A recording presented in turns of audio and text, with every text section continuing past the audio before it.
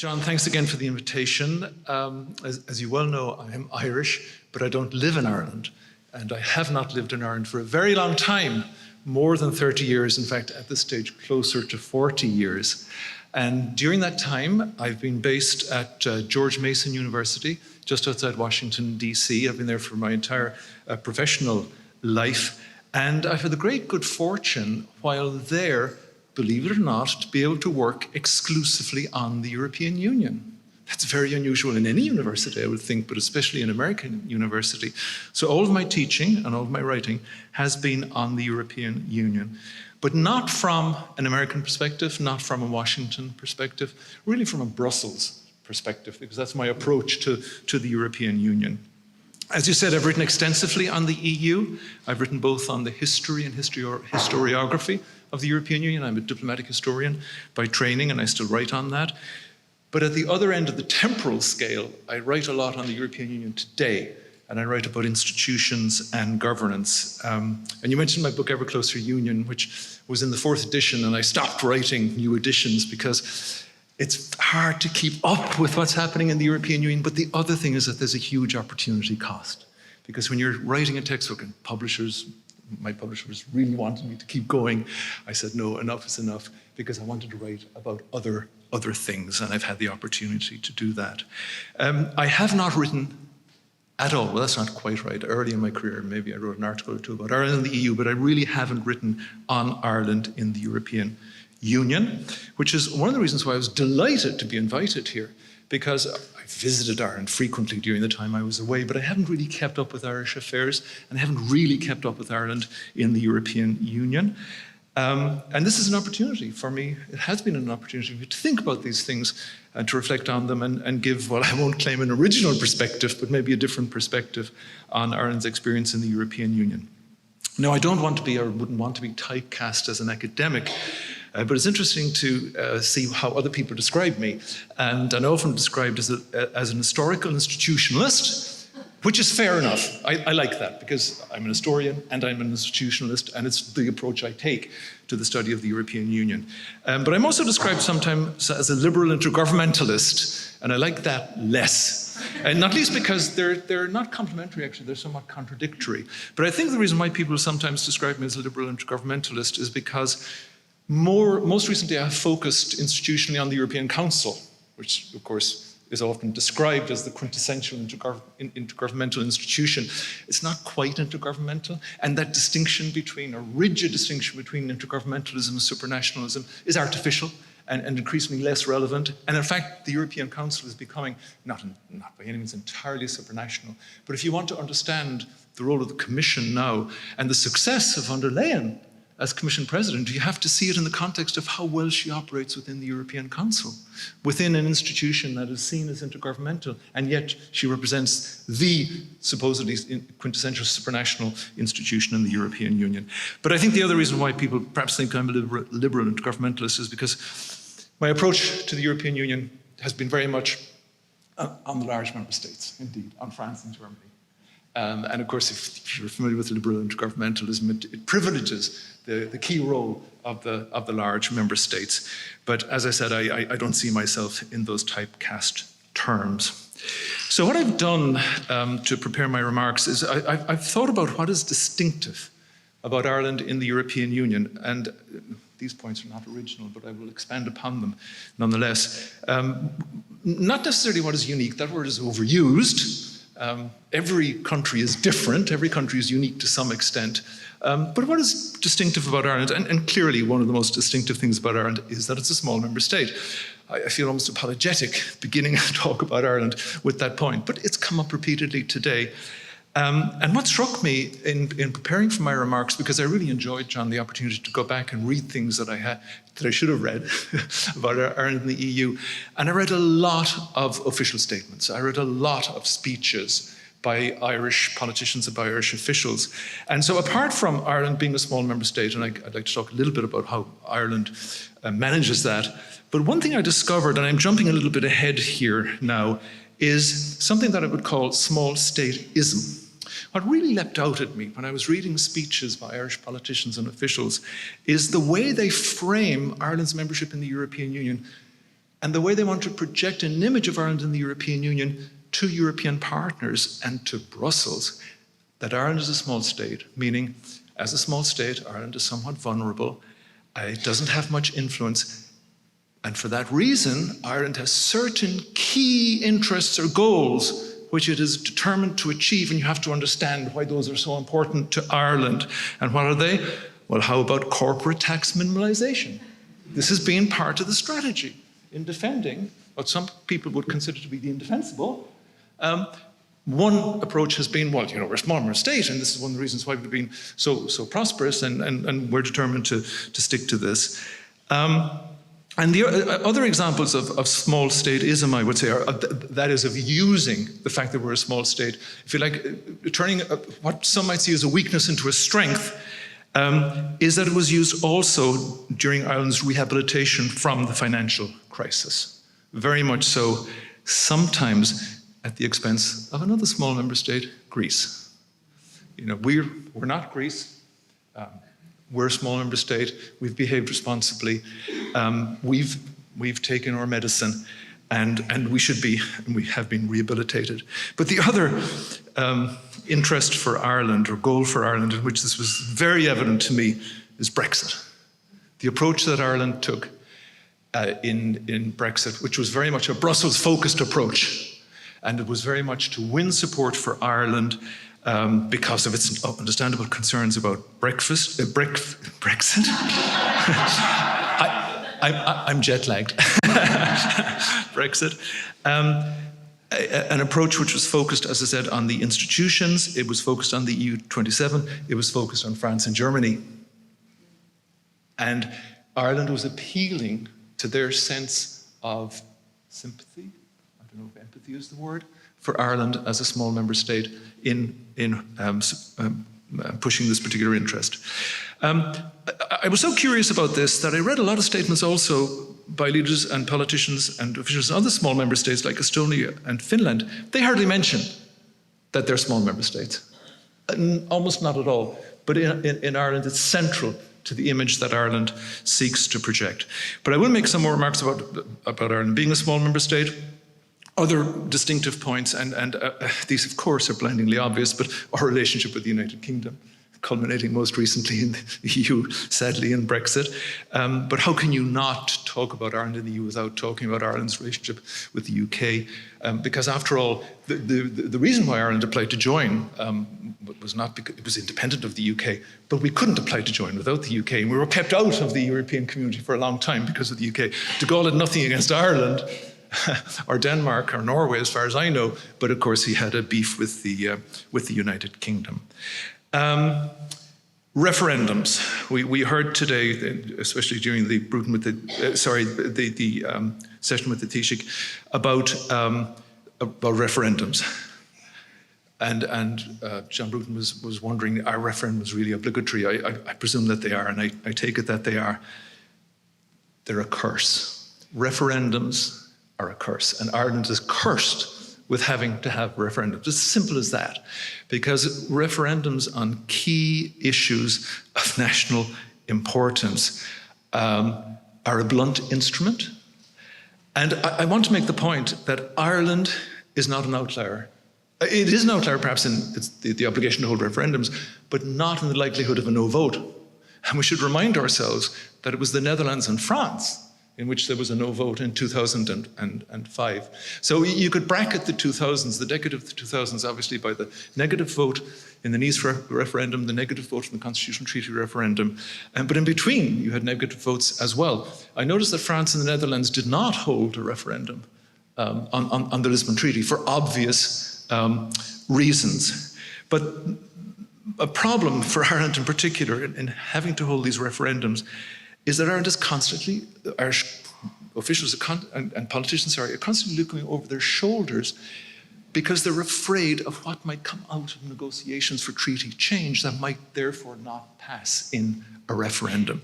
And it has really inhibited and limited Ireland's ability, I think, to participate actively in intergovernmental conferences and constructively. Now, I don't know what that active and constructive participation might look like. I haven't seen many new ideas, but nonetheless, if you're so concerned about whether the referendum will succeed, you're naturally going to be limited in your approach to an intergovernmental conference. And then you have neutrality, non-membership in military alliance, and so forth. And that means, of course, extreme wariness when it comes to the common security and defense policy. And that feeds back into the whole question about the holding a referendum and the likelihood of losing a referendum. And that is certainly distinctive to, if not unique to, our neutrality itself is not unique to Ireland, but the sensitivity of the issue domestically, I think, is somewhat unique to Ireland. And then there's something else, which is Ireland's experience in the European Union, the impact of membership on Ireland. And if I were to, as I am looking over 50 years of Ireland's membership, and was asked, well, you have to divide it in two and write about it in two chapters, that is from the experience, given my proclivity for alliteration, I would say, well, part one, from poverty to prosperity. Part two, from ruin to rehabilitation. The poverty to prosperity bit, I'm certainly not going to go over it in this talk, but it's pretty easy to understand. It's that Ireland's approach to the European community, as it was for the first 15 years or so, was extractive. You know, you take as much as you can, which is very easy to do because the spigot is wide open, in the form of the Common Agricultural Policy, of course, in the form of the European Regional Development Fund, and especially Delors 1, Delors 2, Agenda 2000. I'm not saying that is all that was going on, it's not, but I think it helps to explain a lot the success of Ireland in purely economic terms. As I said, it's certainly not all, because the success of Ireland was due in part to the way that Ireland included the huge infusion of money, not so much from the CAP as was discussed this morning, but certainly from the cohesion funds with the National Plan for Economic Development and with a very successful approach to attracting foreign direct investment. And taxation was not relevant there, of course. But the other point I think is really interesting. How did Ireland get from the doldrums of the financial crisis to its seeming success today? And I mean not just economically today, but in terms of rehabilitating its reputation. And I alluded to that already. So some points, if I might, on these various headings. On the small state question, there's an extensive literature on this, on small states in the international system, on small states in the European Union. There's an extensive literature on Ireland as a small state in the European Union. This suggests that there is somehow an inherent conflict between small and large member states. There isn't, but there are differences, and the differences become very obvious when it comes to questions of institutional affairs, when it comes to balancing or rebalancing institutional arrangements. One person's balance is another person's imbalance in any arrangement, but certainly institutionally within the European Union. And often the big-small state cleavage appears in that context, but also from a policy terms perspective in terms of security and defense. So when security and defense policy are being discussed, often that cleavage appears as well. Small states are uncomfortable in the international system. Obviously, if it's a Hobbesian system, they're in real trouble. The European community is far from that. But even so, going back to Ireland's membership 50 years ago, I mean, Ireland was joining a European community which was not congenial to small member states, not at all. Because when Ireland joined, there were then 3 large member states. The United Kingdom immediately relegated itself, or when I say relegated, became preoccupied with the renegotiation and the referendum, and it never was serious about, or perhaps could never have succeeded anyway in becoming a large member state. You know, and cooperating closely with the other 2 original large member states, France and Germany.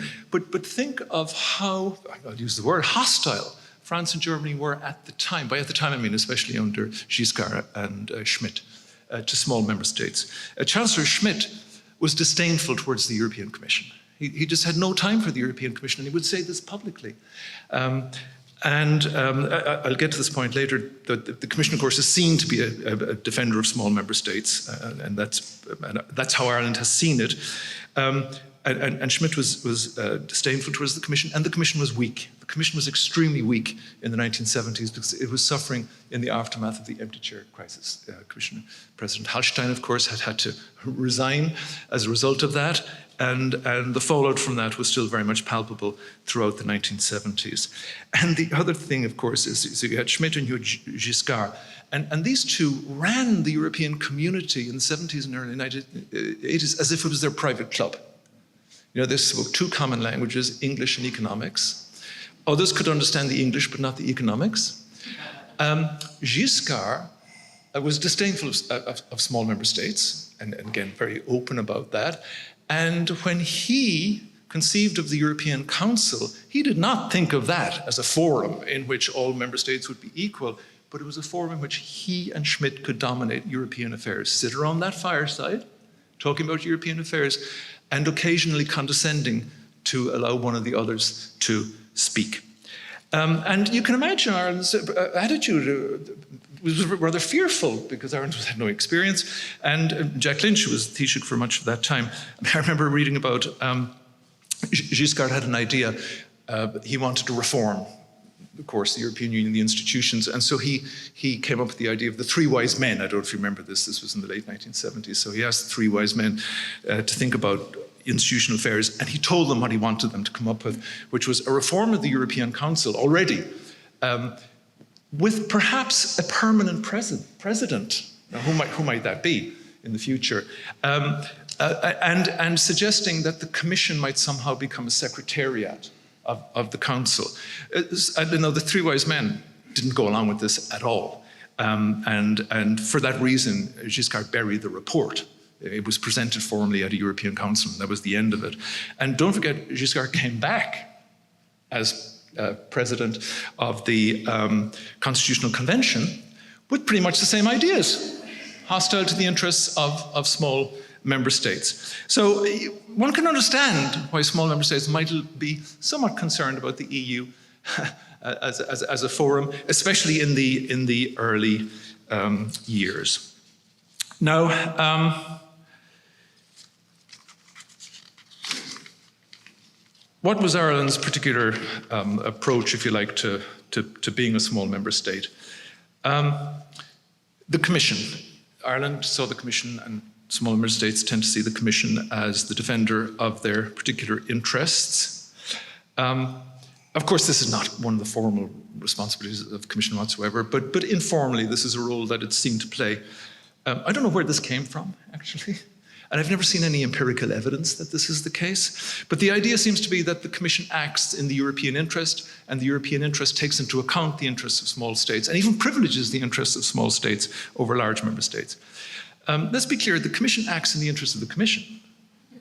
And the Commission says that the interests of the Commission are the interests of the European Union, or the European, or Europe as a whole. But the presumption is, and not just the presumption, Gareth Fitzgerald, who was really the architect of Ireland's approach to the European community in the early years, and was a great fan of the Commission. He specifically said, and others followed in saying this, Irish politicians and leaders, that the Commission defends the interests of small member states because, of course, its main responsibility is to initiate legislation. And in doing so, it doesn't allow itself to be bullied by the large member states, but it takes into account the interests of all the member states. I think one should look very closely at the origin of legislative initiatives in the European Commission, because there's lots of study on what happens once a proposal is initiated and goes through the legislative procedure. It's much harder to study where the ideas come from. But the most interesting phase of legislative decision-making in the European Union is actually the pre-proposal stage. And as I said, it's a very difficult one to follow. And where do the ideas come from? Well, sometimes they come from big member states, sometimes they come from small member states, sometimes, very often, they come from interest groups, lobbyists, business groups, maybe some NGOs.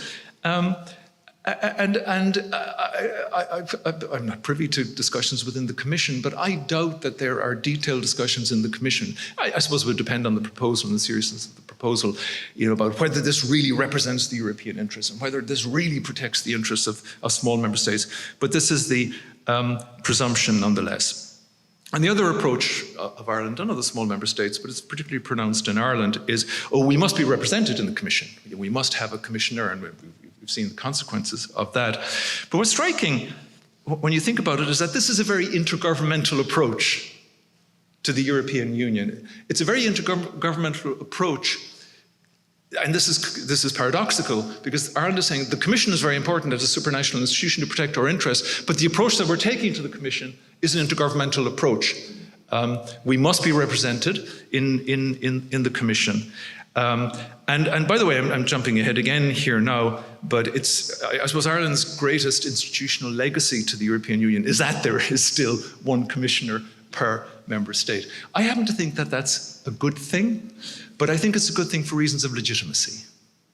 Because we know, if you think about that hoary old debate about the democratic deficit in the European Union, that the weak link in the democratic legitimacy of the European Union is the role of the Commission. And for a very long time, going back to the Three Wise Men indeed, and various intergovernmental conferences, the question has been raised, well, how can the European Union strengthen the legitimacy of the Commission? You know, is there a possibility of perhaps directly electing the Commission President? And then we had the experiment, which seems to have failed now, with the Spitzenkandidaten process. But Ireland's contribution, as I said, you know, because of the outcome of the first Lisbon Treaty referendum and the solution to that, as far as the second referendum was concerned, was that there be one commissioner per member state. I know that that can be changed. I'm not sure it's a good idea to change it. If you think about Brexit, for instance, and you think about Irish opinion and Brexit, if there had not been an Irish commissioner, I think a lot of people in Ireland would have been very concerned about how Brexit might be handled from an Irish point of view. So I think it's a good thing that there is one commissioner per member state. It's suboptimal from an efficiency point of view. We know that, of course, and the question of how many commissioners there should be is almost as old as the European community itself. And again, I know that the prospect of enlargement and therefore a commission of 33, 35 members seems completely unworkable, but maybe on balance it's better than the alternative as far as the already weak legitimacy of the Commission is concerned. If I can make another point relating to the Commission, by the way, as you know very well, I'm talking about the resignation of Phil Hogan. That was a very good thing. It was a very good thing for the Commission, a very good thing for the Commission. And I was reading some reports about that, Irish media reports, and said, there's concern in Brussels that this means the politicization of the Commission. It does not. Again, it means strengthening the legitimacy of the Commission. And when I was reading about that, I was thinking about Edith Cresson. I don't know if you remember the Commission resignation crisis, because that was 1999 and 1998, 1999, and the French government stood doggedly behind her. The circumstances were different, I know that. And the European Parliament was up in arms, and the Commission jumped before being pushed, essentially. The Phil Hogan question was different, but I thought it was a good thing that somebody who had lost the confidence, not just of the government, but of the people in Ireland, had to resign. And again, there was much discussion about, what will that mean? Ireland won't get a satisfactory portfolio. But again, this is the intergovernmental approach towards the Commission that's coming through again in Ireland's case. Some other institutional points relating to Ireland as a small member state. Not just Ireland, but what do small member states try to do? They work very hard on their reputation. Everybody wants to have a good reputation. Everybody wants to be liked, but it's very important in Ireland. And Ireland wants to be seen to be pro-European community, pro-European Union. So at the beginning, that meant rather anodyne statements about Ireland's support for the community method and Ireland's support for ever closer union. So these were vague statements in support of European integration without ever spelling out what that actually meant. And of course, Ireland wanted to be seen to be reliable, to be dependable, to be a competent member state. And what did that mean in practice? It meant running a successful council presidency. And there are lots of photographs around here about Ireland's presidency. I'm surprised there was not much discussion about that today. We had plenty of discussion, maybe there was no time. I think Ireland has been in the council presidency 7 times, 6 of those times under the pre-Lisbon regime, which was much more congenial, I guess, to use that word again, to any member state, especially a small member state, because of course being in the presidency meant you could also preside over the European Council. And Ireland prided itself on its success, a lot of self-congratulation and a lot of mutual congratulation too after any presidency.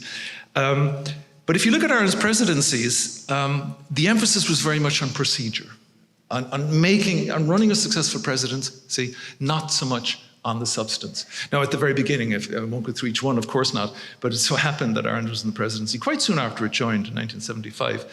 And that was the first meeting of the European Council, and the main agenda item was Britain's renegotiation. And what did Ireland provide? A nice setting, Dublin Castle. But Ireland was peripheral to the discussions that were taking place, because of course that was the Giscard and Schmidt regime anyway, so they were going to run the show. And I'm not saying that Ireland has not contributed anything during its presidencies, and not at all, but very much the emphasis has been on the procedure. And if you think about our most recent presidency in 2013, I think that was seen very much as an opportunity once again to establish Ireland's reputation as reliable, dependable, competent, as Ireland came out of that period of ruination, as I called it. Relations with the United Kingdom. Unfortunately, I don't have time for all of these topics to expand upon them. But what was very helpful to Ireland as far as establishing its reputation in the European Union as being very pro-European Community, European Union, was Britain's bad behaviour. You know, Britain was to use the title of the book, Britain was such an awkward partner. From the beginning, as I said, the renegotiation and the referendum, and the benefit of that, of course, was that as part of the renegotiation, as part of that faux renegotiation, the European Community launched the European Regional Development Fund, which was so beneficial to Ireland. And then you had the British budgetary question, or the bloody British question, as it sometimes was called, from 1979 to 1984, which tied the European community up in knots. Again, an opportunity for everybody to see how unreasonable the British were. Actually, what they were asking for was not unreasonable at all. But it was the way they were asking for it, with the way Thatcher was asking for it, that was unreasonable. Now, what came out of that? Well, again, it was an opportunity for Ireland to shine, by reflection, I mean. But what came out of it was not so favourable to Ireland, because what came out of it was budgetary reform, cap reform. And if you remember, the super levy. And who, none other than Garret FitzGerald, the great pro-European, he walked out of a meeting of the European Council to protest the imposition of the milk super levy, which seemed to be very damaging to Irish agricultural interests, to dairy interests. And in fact, a week later, in the Agriculture Council, Ireland invoked the Luxembourg Compromise. So again, an intergovernmental approach. It's something that countries generally don't like doing, and small countries in particular. But Ireland did it because Ireland felt it was in its national interest to pull this emergency brake. And to veto the super levy. Obviously, that was resolved. Ireland needn't have worried. A week later, Germany exercised the veto in the Agricultural Council because of cereal prices. You know, so that's how things work. But small countries have a hang up about that. Very interesting and important for Ireland, of course, was the launch of the European Monetary System, 1978, 1979. Interesting for so many reasons, not least because, again, how did it come about? It was a pet project of Giscard and Schmidt. It was actually launched the idea was launched by the Commission President at the time, but it was taken over by Giscard and Schmidt, and it was seen, and it began outside the European Community framework in any case. And that was a key decision for Ireland, whether to participate in the exchange rate mechanism or not, and Ireland did, of course. But again, a key decision about whether to join the exchange rate mechanism or not was very much tied up with our relationship with the United Kingdom, because they chose not to join. In 1985, at the Milan summit, there was a discussion in the European Council about whether or not to launch an intergovernmental conference. The rest is history, leading to the SEA. Thatcher opposed. Ireland did not. So Thatcher was not alone in that case. The Danish and Greek prime ministers opposed as well, but then they went along with the negotiations. And similarly in the IGC in 1991, where you had the UK opt out from EMU, again, Ireland participated enthusiastically, I guess, monetary union, but it was a way for Ireland to distinguish itself in a positive way, of course, in the European Union. Schengen, well, what could Ireland do? and then Brexit, and I'll come to Brexit in the end later. So, some points about referendums, and I've essentially made the main point, which is I think Ireland is not an outlier except in having to hold a referendum. Neutrality is a specifically touchy issue for Ireland, but we know it was hard and it would be hard for any country to fight and win a referendum on the European community. If you look, as I said, at how the decade of the 2000s was bracketed by the Nice referendum at the beginning, the negative outcome and the rerun and the Lisbon Treaty at the end, what a pity that so much political effort was put in to the second Nice referendum because the treaty was so inconsequential. And not only was the Nice Treaty inconsequential, but supposedly it was all about enlargement, and everybody agreed that enlargement would proceed regardless, and the Constitutional Convention had already begun.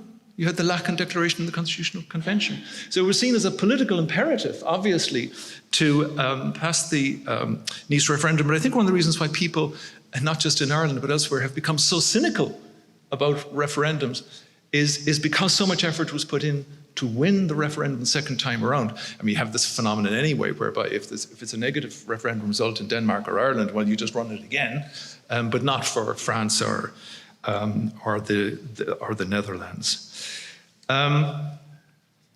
It's a huge topic, but I'll move on for the interest of time, if you don't mind, because I also want that glass of wine. Let me come to this point about what I'm calling ruin and rehabilitation. How did Ireland do that? How did Ireland seemingly come back from the dead in terms of its reputation? Take our medicine, I mentioned that. Accept the austerity policy, which Ireland had begun to implement itself anyway before that, and accept the conditionality, show that you're a good European, and obviously work towards the exit program, exiting from the program, which happened quite soon, in Ireland's case certainly, in December of 2013. Be good Europeans. In this case, run and win a referendum, the Fiscal Pact referendum. Of course, that was on a very specific issue. It's hard for anybody who's concerned about Irish neutrality to claim that approving the Fiscal Pact is going to undermine Ireland's neutrality, or if your issue is abortion, that somehow it's going to cause an outbreak of abortion in Ireland or whatever. So that was a very specific case. As I said, run a good council presidency in 2013, and I can give you an example here of kind of self-congratulation that is associated with presidencies generally, the Irish presidency in 2013 in particular, because one of the great achievements of that presidency was supposedly the conclusion of the multi-annual financial framework at that time. The multi-annual financial framework had been concluded in February during Ireland's council presidency in negotiations among member states, which took place in the European Council. And of course, the European Council was not chaired by Ireland at that time. It was chaired by Van Rompuy, the first permanent president of the European Council. It's true that then the Council took over the negotiations with the European Parliament. And those negotiations are always touchy. The Parliament is always up in arms about the MFF because it claims that the European Council has taken over the prerogative of the Council and is negotiating an agreement and then presenting a diktat in effect to the European Parliament. And the European Parliament is always threatening not to accept that agreement. But in the end, of course, it has to. There's very little wiggle room there. So Ireland took credit for concluding the MFF, but really I think much of the work was done elsewhere. And then a part of the narrative, of course, that helped Ireland enormously was that Ireland is not Greece. I'm talking now about coming out of that period of the financial crisis. Ireland was helped enormously in that respect at the time of the third Greek bailout in 2015 by the coming to power of the Syriza government, Alexis Tsipras and his behavior in the European Council, but especially Varoufakis and his behavior in the Eurogroup. I often regret that people don't write more novels or make more movies about the European Union. But there is a movie, rather, there's a feature film about the third Greek bailout made by a Greek director, needless to say. And it pits, in the movie, Varoufakis in heroic terms, fighting against the evil Dijsselbloem, the chair of the Eurogroup, this buttoned-up, frugal Dutch guy, and hovering in the wings, the truly awful Wolfgang Schäuble, whom I happen to like very much, by the way. I think he's a great guy. Has tremendous personal courage and tremendous integrity, but he doesn't present well. Let's put it like that. Now, Ireland loved this because it was the contrast, the obvious contrast between how Greece was behaving and how Ireland was behaving. And you really have to, at least I have to see, and did see, the appointment, the election of Pascal Donoghue, Eurogroup president, as the culmination of this. Because here we have the Eurogroup, which is so important, the misbehavior of Varoufakis in the Eurogroup. Ireland took its medicine, met all the conditionality, came out of the programme, and the icing on the cake is that an Irishman is now president of the Eurogroup. And when I was reading about this first, both his initial election and then his reappointment, I recoiled a little bit when I would see statements by the Taoiseach or the Taoiseach saying, this is a vital national interest for Ireland. And I thought, well, how can it be a vital national interest for Ireland? It's true, by the way, that small states, look, all states are preoccupied with senior level appointments, not just small states, but for small states, it's certainly important as well, or in particular. And I think that's the context in which Donoghue's election and re-election is seen as a vital national interest for Ireland. And finally, let me make some points about Brexit. Brexit was great for Ireland. Great for Ireland. A crisis, I don't know, it was existential, near existential crisis. But great in the sense that it helped enormously with Ireland's rehabilitation and Ireland's resurgence. What was Ireland's Brexit strategy? As I said, win full European Union support, woo key European Union leaders, especially the Chancellor of Germany, the President of France, and especially Michel Barnier, of course. But let's face it, Ireland was pushing against an open door. This is presented sometimes as a great victory for Irish diplomacy. And I don't doubt the diplomatic effort that went into mobilizing Ireland's resources, but it wasn't a heavy lift because the other member states were very eager to be seen to be helping Ireland. Again, partly because of the way the Brits were misbehaving and had been misbehaving for so long, and partly also because the narrative of a small member state, when it's convenient, fits in very well to the behavior of the European Union collectively, and especially of the big member states. So the big member states in this case were very happy to say, oh, this is a vital national interest for Ireland. Ireland is a small member state. We are all about the defence of small member states and the protection of their interests. So what was Ireland's approach in particular? I'll give you an example. I was struck by this when I read the speech by Leo Varadkar. He's made any number of speeches, of course, but I'm thinking in particular of the one that he made in the European Parliament in January of 2018. And the fact that this was during an earlier iteration of the Future of Europe debate. There have always been Future of Europe debates. We're in a new iteration of that. This was the previous one. And it was called the Future of Europe debate. Now it's called the This is Europe debate. But anyway, as part of that debate, the European Parliament invited national leaders, as you know, and Varadkar was the first. And again, it was a sign, in this case by the European Parliament, that we support Ireland, we understand Ireland's concerns, so we'll invite Varadkar to speak. So what were the features of that speech, at least as I saw it? First of all, small stateism, exactly what I was talking about before. Ireland is a small member state, it's vulnerable because of the activity or behaviour of a big member state. Ireland needs solidarity, Ireland needs support. Second, the European Union is a peace project. So you plug into the narrative, the European Union is a peace project. Third, Brexit endangers the peace process in the north of Ireland. So you link the European Union as a peace project to the Good Friday Agreement and the North of Ireland peace process, and you tie them together in the personification of John Hume.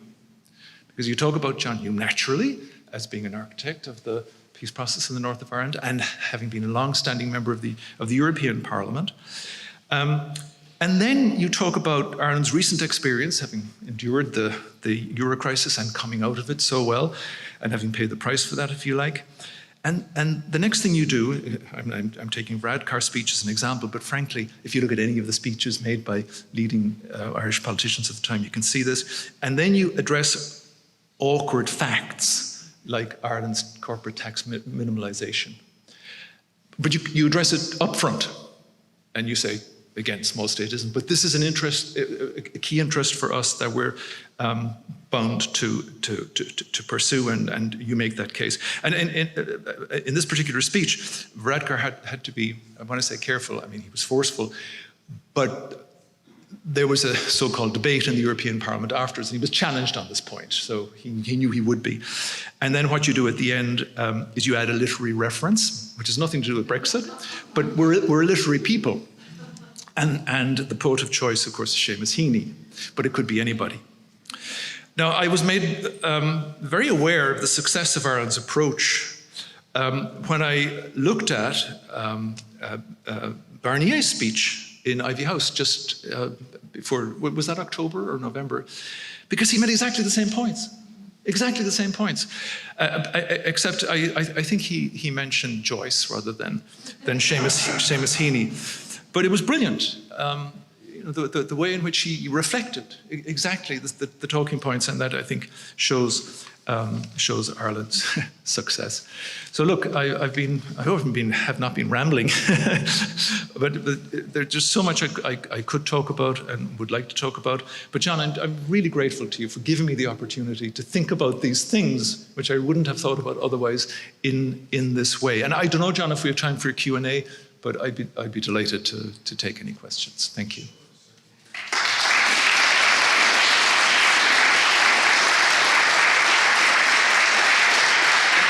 Not too long,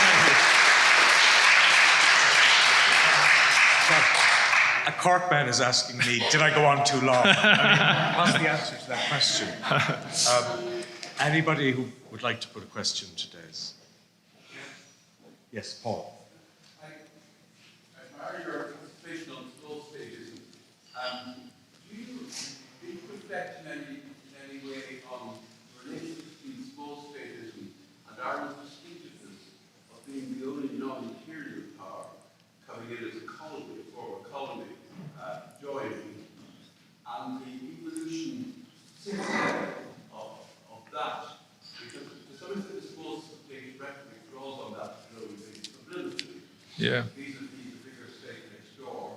And then you get enlargement, and the enlargement actually largely is towards former colonies of other European empires within the European continent. Yeah, that's a very interesting question. I have to some extent. Of course, one could discuss the extent to which Ireland was not an imperial power, and I know there's a debate about that. I mean, the church comes to mind, and the role of Irish people in the colonial service, the British colonial service comes to mind. So, yeah, I mean, technically, of course, we were colonized and not a colonizer, but I think we need to be a bit more critical about that. One thing that has come to mind, it's a different point, but I think it's worth bearing in mind, is that Ireland has a very different relationship with Germany than most member states have. And I think that was very helpful to Ireland, actually. Because again, if you contrast Greece versus Ireland, a lot of the reaction in Greece, of course, to the austerity measures was focused on Germany, and Merkel was very unfairly caricatured almost as a Nazi, as you know. But that drew on the history of the occupation, the German occupation in Greece. And we should remember that the Greek resistance was one of the most ferocious resistance, and suffered accordingly. And so attitudes in Greece toward Germany, and subliminally perhaps attitudes in Germany toward Greece, and certainly the caricature of the lazy Greeks was part of that. That's unrelated to the war, I know that. But I think the fact that Ireland did not have that baggage, that historical baggage, was important, and it's something that isn't often thought about, I think, or certainly not written about. But it did occur to me as I was preparing these remarks. We're going to take a few more questions. I should stress questions rather than sermons. This is Maynooth. We do like a good sermon, but a good, efficient question would be very much appreciated. Alan, Dukes, and then Francis. Thank you for a very instructive, maybe Thank you.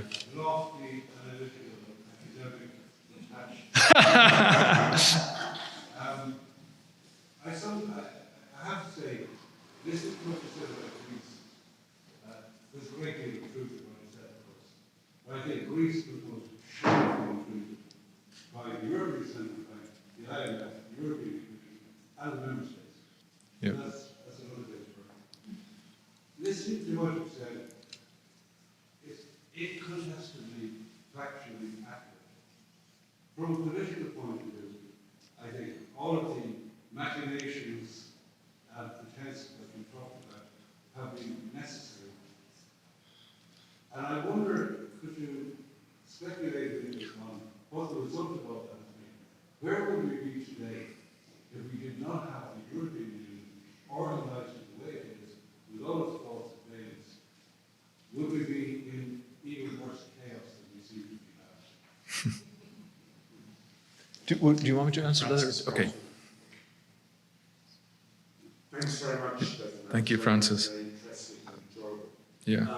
I think the flexibility of the Irish approach has been quite impressive. I mean, after Brexit, there was the Hanseatic League, and then Ireland shifted a little bit towards supporting the southern member states on other issues. And the other thing which I personally find very impressive is handled being a small member state.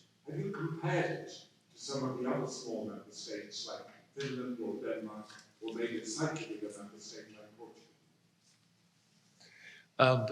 If I may answer that question first, I have not, except as I said, as I was struck by this phenomenon that I'm calling small statism, I did take the time and trouble to look at similar statements and speeches by Estonian and Finnish leaders, and I didn't find that particular narrative, but no, I haven't compared it. But there's quite a good literature on that, certainly. And again, before I get to Mr. Duke's question, about Ireland and post-Brexit and the Hansa, I think that was pre-Brexit, actually. In other words, I think if I were to go back to the narrative develop the narrative from poverty to prosperity, Ireland had to change its economic strategy, of course, once that spigot was turned off. And Ireland did so by thinking a bit more seriously about its economic interests and economic approach. And it's very much a liberal economic approach, as you know, toward trade policy, except for agricultural goods, and towards the internal market. And so Ireland positioned itself with the so-called Hansa countries. And of course, the United Kingdom shared a similar interest. And in that sense, Ireland and the United Kingdom were working very closely together. And that's an example of where large and small member states don't differ on policy, necessarily in policy issues, because Ireland and the UK had the same approach. And Ireland participated or supported very much the Lisbon strategy, as you know. I think there was an oblique reference to it today, but not by name, beginning in 2000. And that's something that hasn't quite or didn't quite work out, but it does show how Ireland, under the changing circumstances of becoming prosperous and no longer being able to rely on these huge transfers from Brussels, was thinking constructively, I guess, about how to develop its economic strategy and its economic approach.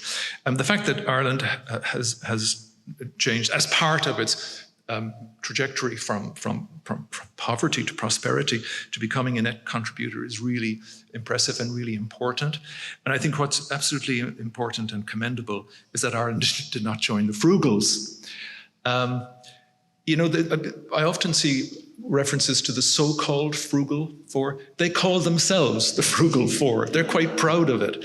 The Dutch are remarkably insensitive to the feelings of other member states, especially Southern European member states. And I think it's a good thing that Ireland did not attach or align itself. And I think that is a very good thing. And if I could go back to Varadkar's speech in the European Parliament in 2018, he said, we're a net contributor and we're willing to contribute more. And that was interesting at the time because 2018 was the time when the negotiations for the new financial perspective were beginning. And that's the time when the Frugal Four were setting out their stall. And here was Varadkar saying, we're a net contributor and we're willing to contribute more into the budget of the European Union. And in fact, he linked such contributions. He said, we'd like those contributions, I mean, not necessarily Ireland's contribution, but a larger budget specifically to help poorer countries to develop. So I think that was very important.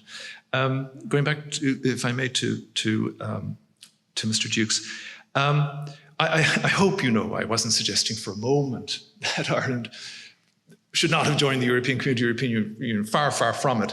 I have prospered so much from studying the European Union and the European Community, as I said, not necessarily Ireland's membership in it. So I'm just trying to look at it a bit critically, I guess, and from my perspective, at least from a novel point of view. Of course, if Ireland were not in the European Union, had not joined, it's complete counterfactual, and counterfactuals are great fun. But it's, of course, Ireland would be much worse off than it is today. There's absolutely no doubt about that. So I hope you don't think, as I said, that I was critical of Ireland's membership. I was just talking about how Ireland acts as a member of the European Union. Thank you, John. Well, you've just reminded me, actually, Des, that over the last sort of 25 years, I've recommended your book, Ever Closer Union, to generations of students. Yeah. And in doing that, I've probably contributed more than anybody else to your pension plan. Thank you. Thank you.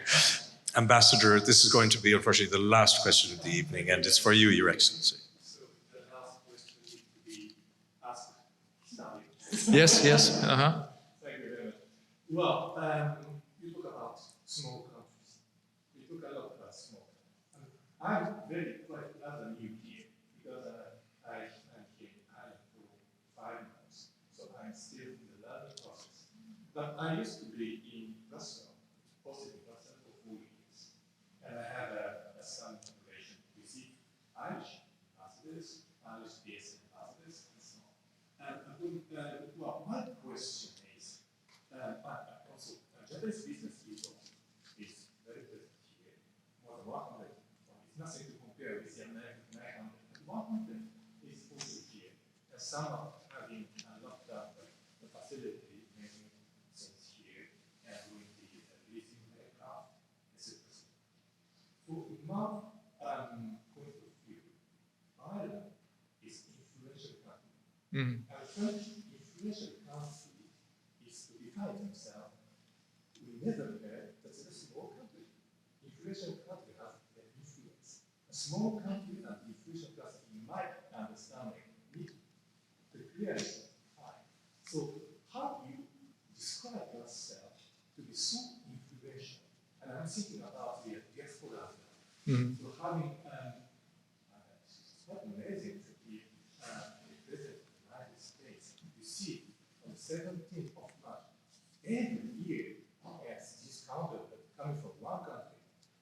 When we think about that, we cannot say that you are a small country, but you are influential. Yeah. So how do you describe this influential and the position of a small country?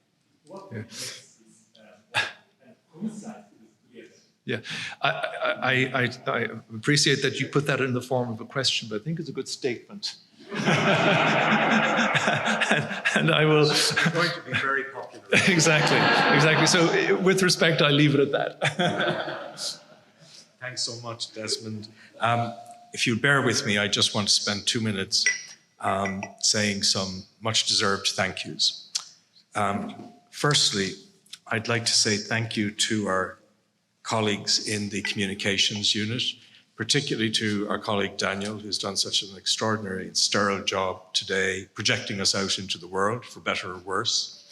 I had a couple of people in Leinster House texting me, complaining about what I said about Irish politicians, but there you go. That's slings and arrows. Thank you, Daniel. Thank you, Anne and Lorraine and your colleagues. It's been absolutely super. Thank you also to our security staff who have bared with us all day. Thank you to our catering staff, again, who've done an extraordinary job. To our student helpers, Alexandra and Ezekiel and others. Again, thank you for being part of the event and everything you brought to it. A special word of thanks to our colleagues at the Institute for International and European Affairs. We kind of work pretty well together. I hope this is the beginning of a beautiful friendship, as somebody once said in a Hollywood film. A special word of thanks, though, for our colleagues in the Department of Sociology. We've had great leadership over the years from Professor Mary Corcoran, Professor Sean O'Rian, and currently Professor Mary Murphy, doing an incredibly stellar job for us, punching way above our weight nationally and internationally. And to our colleagues in the Maynooth University Social Science Institute. We kind of piggyback on everything that the Institute offers us. They do extraordinary work, and I want to particularly thank Rona, Anne Hamilton-Black, and Orla, who have been extraordinary in the attention to detail in planning what has been a very, very big and elaborate conference. So thank you very, very much indeed. And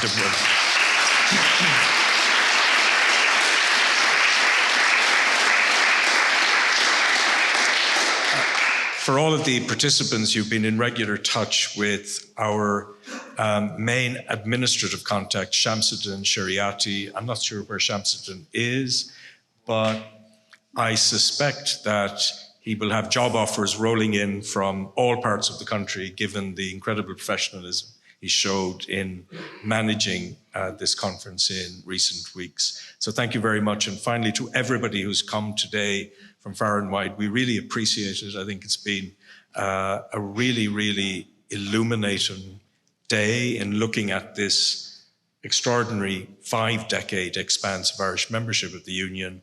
If you still have the stamina, we'll be back tomorrow. We'll do it all over again, where we have a very interesting panel to begin, looking at science, education and research. Then European Commissioner Mairead McGuinness will be here, and lots of our former distinguished representatives in Europe at ministerial level and in the European Parliament. So a lot to look forward to. We'll welcome you back then. Thank you very much indeed.